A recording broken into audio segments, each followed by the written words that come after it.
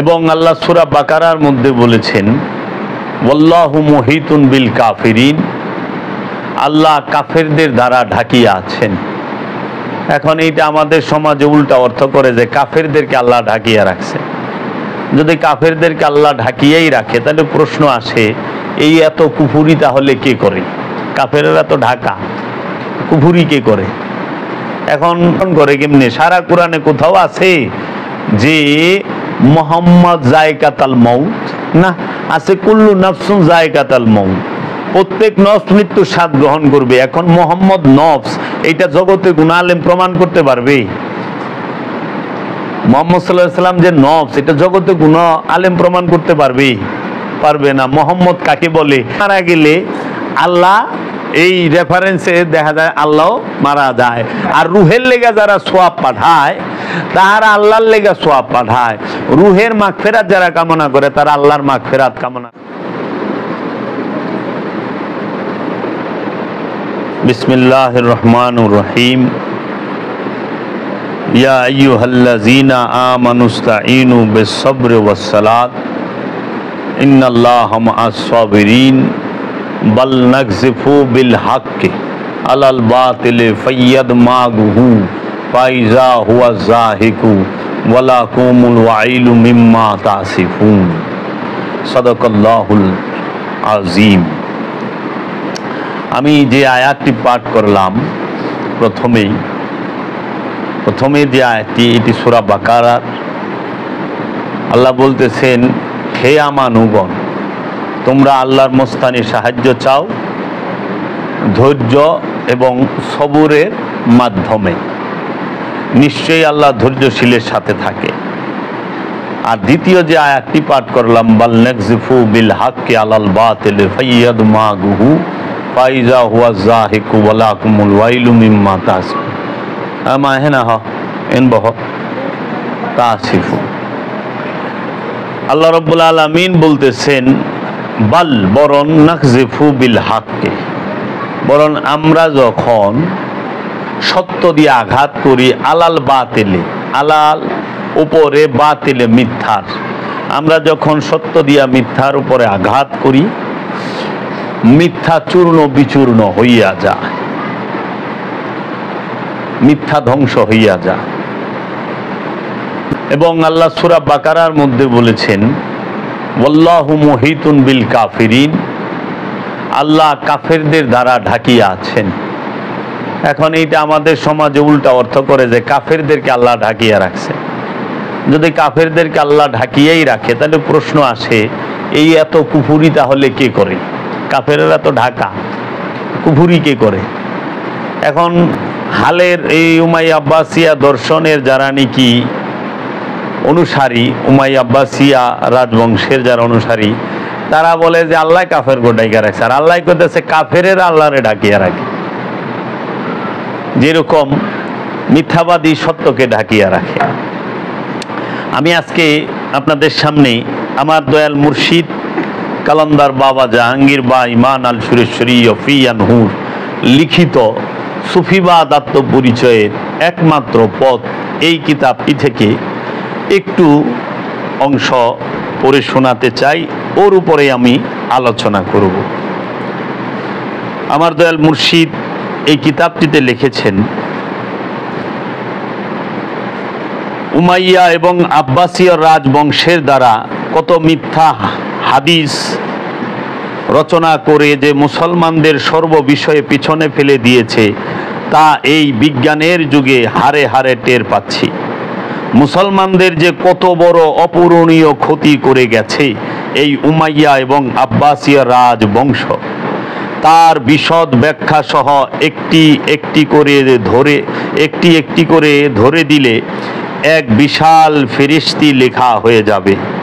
কেবল হাদিসের বেলাতেই নয়, বরং কোরআনের ব্যাখ্যা লিখতে গিয়ে তাদের উল্টা পাল্টা কথার ধারা নিজেরাই ধরা পড়তে শুরু করেছে। সাধারণ মুসলমান এসব গবেষণার মূল্যায়ন যে করতে জানে না তা নয়, বরং আমাদের মাঝে একটা ঐক্যবদ্ধ দায়িত্ববোধ এখনো জাগ্রত হয়নি। উমাইয়া এবং আব্বাসীয় রাজবংশের দ্বারা যেসব মিথ্যা হাদিস ও কোরআনের অপব্যাখ্যা করা হয়েছে তারই জের বয়ে চলছে সর্বস্থানে। কেবল মাদ্রাসাকে এককভাবে দোষ দিলে তো চলবে না, যা যা শেখানো হয় তাই ছাত্ররা শেখে এবং সরল মনে তাই বিশ্বাস করে।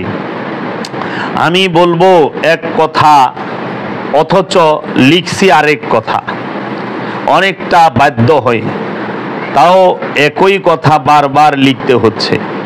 আমাদেরকে শিক্ষা দেওয়া হয় মানুষের ছবি তোলা হারাম এবং প্রাণী জগতের ছবি ঘরে রাখলে ফেরেশতারা ঘরে বা যেখানে রাখা হয় সেখানে আসে না। আজকের আমার আলোচনার বিষয় হলো এইটা। কি বলছে?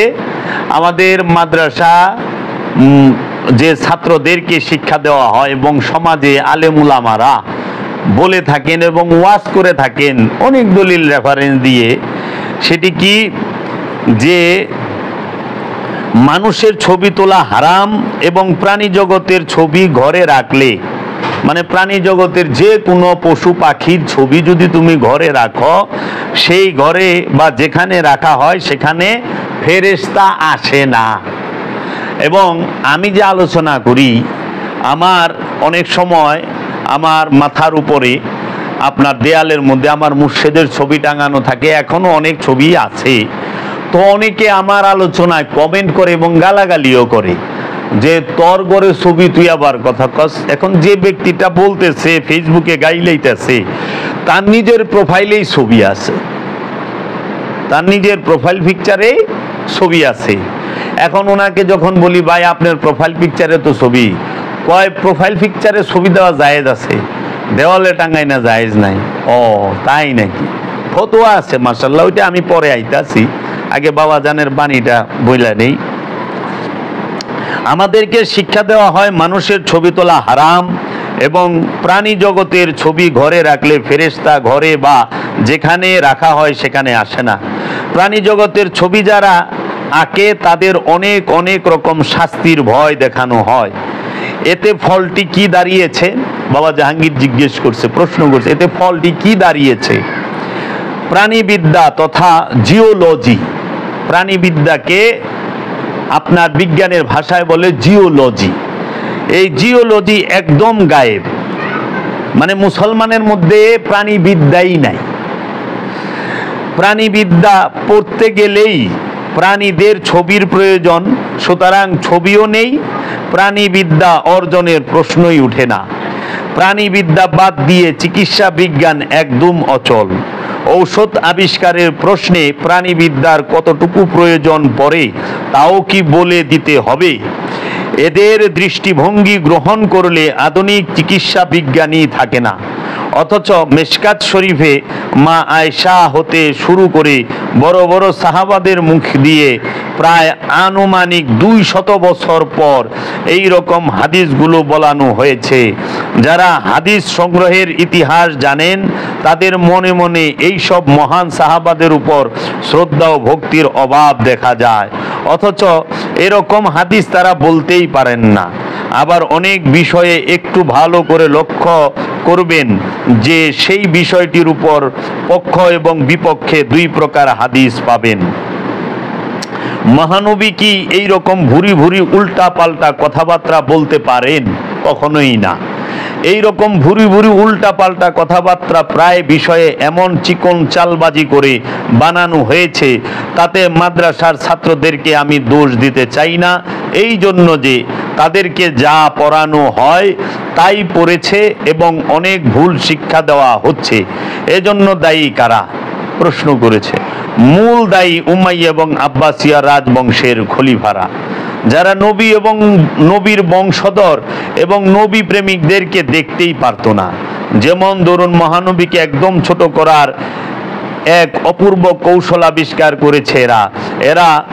দূরত্বের এরা চালাকেরও চালাক, ধূর্তেরও ধূর্ত। এরা চারিদিকে ঠিক রেখে পরিবেশ তৈরি করে দুর্বল স্থানে আঘাত করে এমন সূক্ষ্মতা অবলম্বন করে যে বড় বড় ইসলাম গবেষক পর্যন্ত ধরতে না পেরে হিমশিম খায় এবং এদের ফাঁদে পা ফেলে। যেমন ধরুন একটি নমুনা তুলে ধরছি।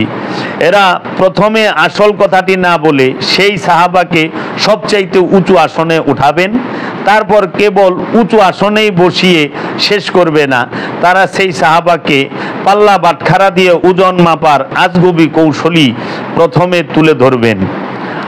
পাল্লা বাটখারা দিয়ে ওজন মাপার আজগুবি কৌশলটি প্রথমে তুলে ধরবেন। যেমন সমস্ত সাহাবাদের যদি এক পাল্লায় রাখা হয় এবং অপর পাল্লায় একা হজরত আবু বকরকে রাখা হয়, তবুও হজরত আবু বকরের পাল্লার ওজন ভারী হবে।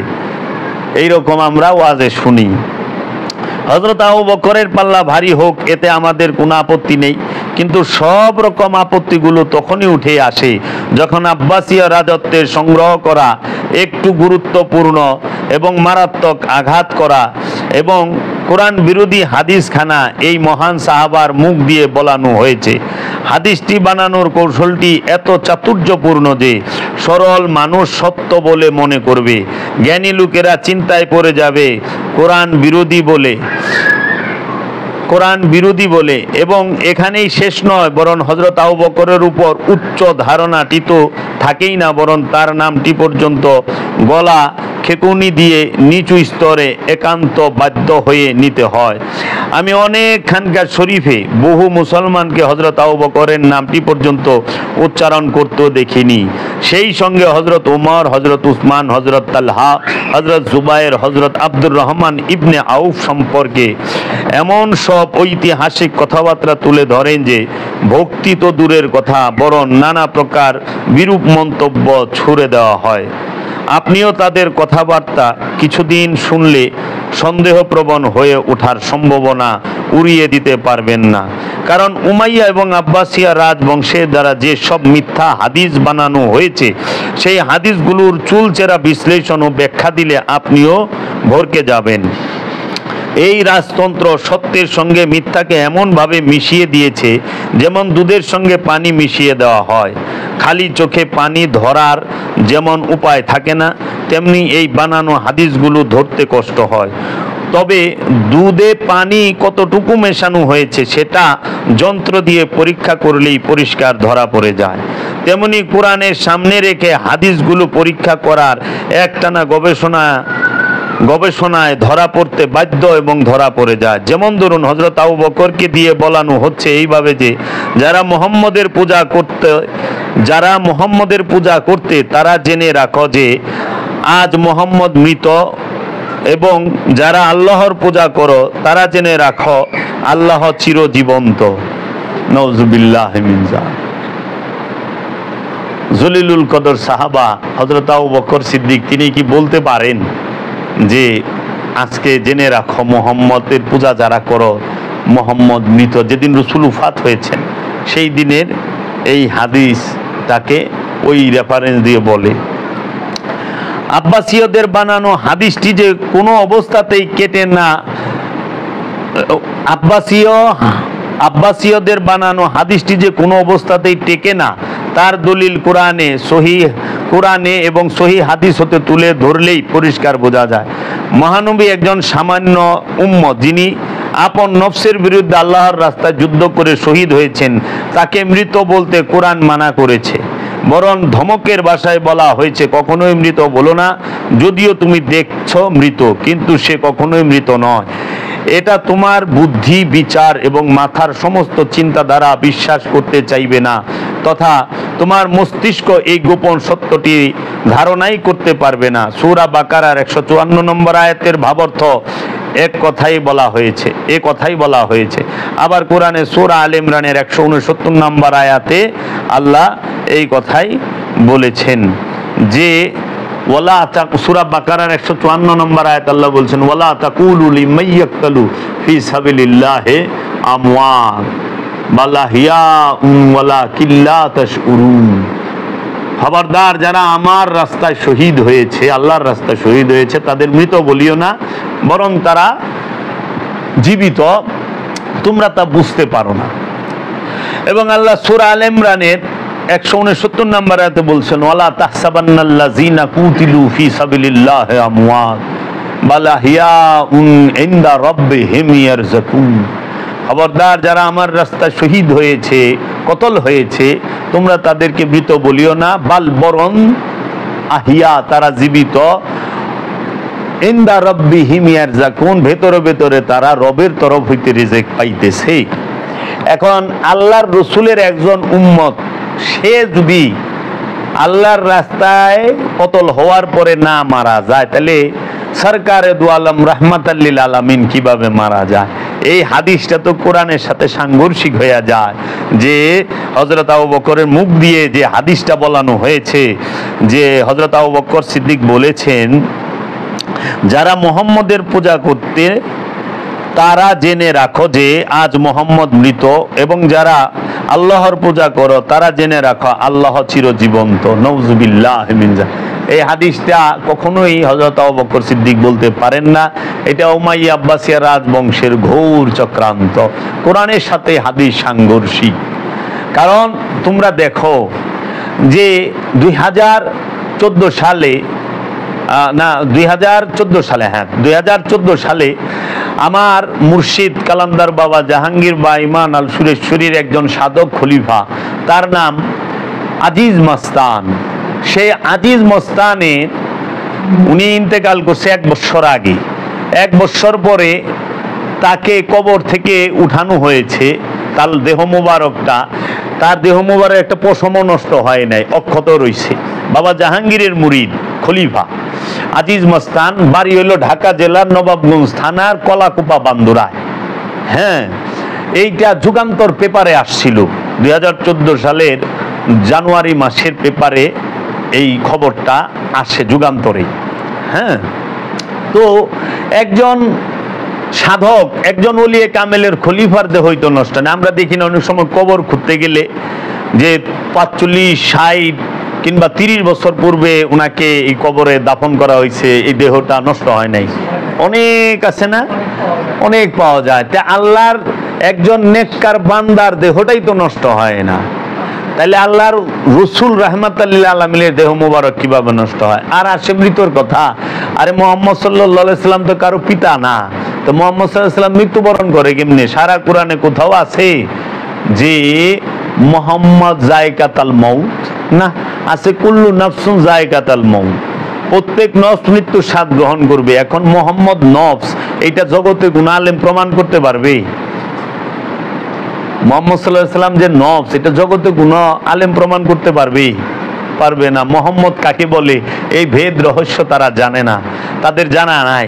কিন্তু বিরাট বড় ইসলামিক গবেষক আর বিরাট বড় পীর মশায়েক হয়ে বইছে, কিচ্ছু করার নাই। এর লেগে তারা মুহাম্মদ সাল্লাল্লাহু আলাইহি সাল্লামের রুহে সওয়াব পাঠায়, রসুলের রুহে সওয়াব পাঠায়, আবার কেউ তো আছে রওজা পাকে সওয়াব পাঠায়, হাদিয়া পাঠায়, আবার কেউ আছে আরওয়া পাকে পাঠায়। এগুলো সবগুলোই বেয়াদব, সব বেয়াদব। কারণ তুমি আমানু হইয়া রসুলের জন্য দোয়া করার মতো উপযুক্ত পাত্র নও। তুমি একজন পীর হইয়া, পিসাব হইয়া রসুলের লেগে দোয়া করার উপযুক্ত পাত্র নও। কারণ রসুলের দয়া ভিক্ষা পাইলেই তুমি ওলি হইবা। যার দয়ায় ওলি হও, যার ভিক্ষা পাইলে ওলি হও। রসুলের বংশের দয়া ভিক্ষা পাইলে যারা ওলি হয়, তারা কিভাবে রসুলের জন্য আর রসুলের বংশের জন্য সোয়াব পাঠায়, দোয়া পাঠায়? সোয়াব তার জন্য দরকার যার নফস শয়তান যুক্ত, যার নফস ক্ষতিগ্রস্ত, যিনি অকল্যাণে আছে, তার জন্য কল্যাণ পাঠাইতে হবে। যিনি বরদোয়ার মধ্যে আছে, অভিশাপের মধ্যে আছে, তার জন্য দোয়া করতে হবে। যিনি লোকসানের মধ্যে আছে, ক্ষতিগ্রস্ততার ভিতরে আছে, তার জন্য দোয়া পাঠাইতে হবে। এখন রসুল এবং রসুলের বংশ তো সবচেয়ে আলা, সবচেয়ে উঁচু মর্যাদার। হ্যাঁ, এইটা এখন ছবির বিষয়টা যেটা নিয়ে আমি করছি, এই বিষয়ে আমি অন্য সময় আলোচনা করুম। এই হাদিসের তো এখানে আরেকটু বলা উচিত যে আল্লাহ রাব্বুল আলামিন আবার কোরআনে সূরা আল ইমরানের 169 নম্বর আয়াতে জোর দিয়ে বলা হয়েছে, এই বলে যে যারা জিহাদে আকবরে জয়ী হয়ে শহীদ হয়ে ওলি হয়েছেন তাদেরকে মৃত চিন্তা করতেও একদম মানা। কথা প্রসঙ্গে একটি কথা এসে যায় যে চিন্তা করলে গুনাহ লেখা হয় না। যদি কেউ খারাপ কাজ করবে বলে চিন্তা করে কিন্তু সেই খারাপ চিন্তাটি বাস্তবে তথা হাতে নাতে না করে, তাহলে গুনাহ লেখা হয় না। কারণ খারাপ কাজটি বাস্তবে যেই পর্যন্ত প্রতিফলিত না হবে সেই পর্যন্ত গুনাহ লেখা হবে না। কিন্তু সমগ্র কোরআনে তন্ন তন্ন করে খুঁজে শুধু দুটো জায়গায় চিন্তা করলেও অন্যায় বলে বলা হয়েছে। একটি আল ইমরানে, সূরা আল ইমরানে, অপরটি সূরা নেসার 150 আয়াতে। আল্লাহ রাব্বুল আলামিন সূরা নেসার 150 নম্বর আয়াতে বলেছেন, 51 নম্বর আয়াতে, যে কি ওয়ায়ুরিদুনা আইয়ুফারিকু বাইনাল্লাহি ওয়া রাসূলি উলাইকা হুমুল কাফিরুনা হাক্কা। যাহারা ওয়া এবং ইউরিদুনা, যারা মনে মনে ইচ্ছা করে, এরাদা করে, আইয়ুফারিকু বাইনাল্লাহি,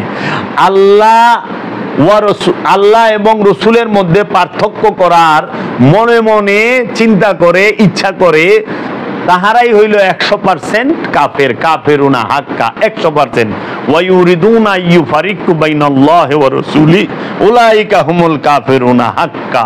যারা আল্লাহ এবং আল্লাহর রসুলের মধ্যে মনে মনে ইচ্ছা করে, এরাদা করে যে আল্লাহ আলাদা রসুল আলাদা, ভাগ করে, ফারাক করে, তফাত করে, তাহারাই হইল 100% কাফের। সূরা নেসার 150 এবং 51 আয়াতে আল্লাহ স্পষ্ট বইলা রাখছে।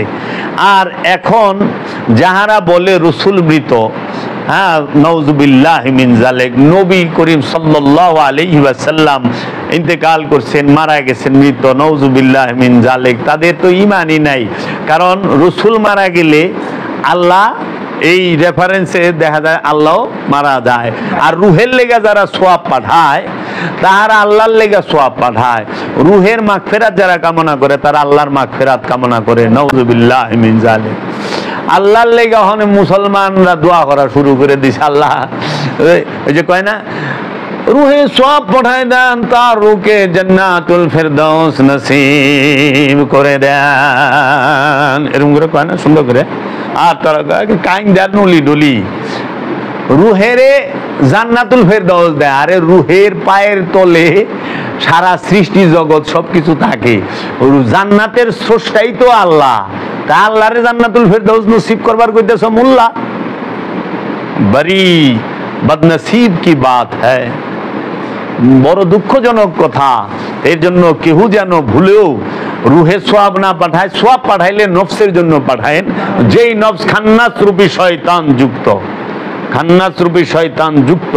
ওলিয়ে কামেলের জন্য দোয়ার প্রয়োজন নাই, কারণ ওলিয়ে কামেল সব সময় কল্যাণ প্রাপ্ত, তারা আল্লাহর নিয়ামত রহমত প্রাপ্ত, তারা আল্লাহর সাথে মিশে গিয়েছেন। কারণ প্রতিটা ওলি আল্লাহ খান্নাস রূপী শয়তান মুক্ত হয়ে গেছে। যে খান্নাস রূপী শয়তান মুক্ত হয়ে গেছে তার জন্য কোনো প্রকার সোয়াবের দোয়ার প্রয়োজন নাই। যদি কোনো খান্নাত যুক্ত নফসের দয়ার প্রয়োজন হয়, দুয়ার প্রয়োজন হয়, সেজন্য আল্লাহর ওলির কাছে গিয়ে অথবা আল্লাহর ওলির মাজারে গিয়ে সেইখান থেকে দয়া ভিক্ষা চায়, সেইখান থেকে দয়া ভিক্ষা চায়। কারণ আজ পর্যন্ত আল্লাহর তরফ হইতে কোনো মোল্লার কথা শুনতেই শুনি নাই, কোনো মোল্লার দোয়াও কবুল হইতে শুনি নাই, আমি দেখি না আমার এতখানি জীবনে। কিংবা তোমরা কোনো মৌলবীর কারামত মোজেজা দেখছো কিনা, হ্যাঁ, জগতে আছে কিনা, শুনছো কিনা, আমার জানা নাই। আমরা তারাগড় পাহাড়ে 1000 মন ওজনের যে পাথর, সেইটা এখনো শূন্যের উপরে রয়েছে। আমরা খাজা বাবার কারামত দেখি, তাই না? খাজা বাবা সে আনা সাগরের পানি লুটায় আনছে, সেইটা দেখি। কিন্তু যে মোল্লারা শিরিক বেদাত করে, ওই মৌলবী গো আমরা আজ পর্যন্ত দেখি নাই 10টা হিন্দু খ্রিস্টানের মুসলমান করতে, আর তারা কোনো পাথর না বদ নাও ঝুলায় রাখা পারে নাই, বুঝছ? বনের সিংহ আল্লাহর ওলির কথা শুনছে, আল্লাহর ওলিরা বনের সিংহের পিঠে চড়ে সওয়ার করছে। খাজা বাবাকে যখন অবরোধ করার জন্য, তাকে হটাই দেওয়ার জন্য পৃথিরাজ হাতির বাহিনী, ঘোড়ার বাহিনী, উটের বাহিনী নিয়ে গেছিল, খাজা বাবা সমস্ত পশুদেরকে স্টপ বসায় দিছিল, থামায় দিছিল, আর লড়তে পারে নাই। এমন তার তাওয়াজ্জু ছিল, তার কাছে এমন কুওয়াত ছিল, শক্তি ছিল। কিন্তু সেই আল্লাহর ওলির বিরুদ্ধে যে মোল্লায় কথা কয়, এর কথা তো এর পায়খানার বদনায় শুনে না। হ্যাঁ, তো ওই মোল্লা দিয়া খাজা বাবার ই করো না, খবরদার এই ওয়াহাবি সালাফি হইতে 100 গজ ফাঁকে থাকতে হইব। আর এরা জীবনে 10টা ইহুদি খ্রিস্টান হিন্দু বৌদ্ধরে মুসলমান করতে পারে নাই, কিন্তু এরা একটা কাম পারছে, মুসলমানরে কাফের বানায় পারছে। হ্যাঁ, মুসলমানরে মুশরিক বানায় পারছে, মুসলমানরে শিরিকি বেদাতি মাজার পূজারি বানায় পারছে, কিন্তু মুসলমান অন্য ধর্মের হিন্দুরে ইসলাম ধর্মে আনা পারে নাই। আর খাজা বাবা একা 92 লক্ষ মুসলমান বানাইছে অখণ্ড ভারতে 4 কোটি মানুষের মধ্যে। শাহজালাল বাবা এই অখণ্ড সিলেট সাম্রাজ্য জয় কইরা এই সিলেট সাম্রাজ্যের মধ্যে অসংখ্য মুসলমান বাবা শাহজালাল বানিয়েছেন। আজকে এই বাংলার জমিনে মুসলমান আমরা হয়েছি। আমাদের 10-12 পুরুষ আগে সবার এই বাংলার জমিনে সবার 10-12 পুরুষ আগে সব হিন্দু ছিল। এই বাংলার জমিনে মুসলমান বানিয়েছেন বাবা শাহজালাল, বাবা শাহপরান, বাবা খান জাহান আলী, বাবা সুলতানুল আউলিয়া হযরত শাহ আলী বাগদাদি এবং বাবা ওই নেত্রকোনায় যিনি আছেন বাবা শাহ সুলতান, তিনি কমরউদ্দিন রুমি, বাবা কি বলকি ওই যে মহেস্তানগড়ে বগুড়ায়, এই সমস্ত ওলি আল্লাহরা এরা কি করছে, অন্য ধর্মের মানুষকে তাদের কাছে আইনা শিক্ষা দিয়া ইসলাম ধর্ম গ্রহণ করাইছে। এরা কিন্তু মানুষকে বুখারী তিরমিজি মেশকাত বাইহাকি ফিকা পড়ায়া মুসলমান বানায় নাই। এরা কিন্তু 3 দিনের তাফসিরুন কুরআন মাহফিল করে মুসলমান বানায় নাই। এরা তাদেরকে এই আল্লাহর ওলিরা তাদের যে আদর্শ চরিত্র এবং তাদের যে দয়া মায়া, তাদের যে মহানুভবতা মানবতা, সেইগুলো দেখিয়ে অন্য ধর্মের মানুষকে ইসলাম ধর্মে ইসলামের ভিতরে প্রবেশ করাইছে। এর জন্য এই ভারতবর্ষ এবং এই বাংলার জমিন ওলি আল্লাহদের দ্বারাই ইসলাম প্রবেশ করেছে, ইসলাম গ্রহণ করেছে। এই বাংলার মানুষ ইসলাম গ্রহণ করা হয় ওলি আল্লাহদের দ্বারা, আর ইসলামের ভিতরে ফেরকা তৈরি হয় মৌলবী মুন্সির দ্বারা।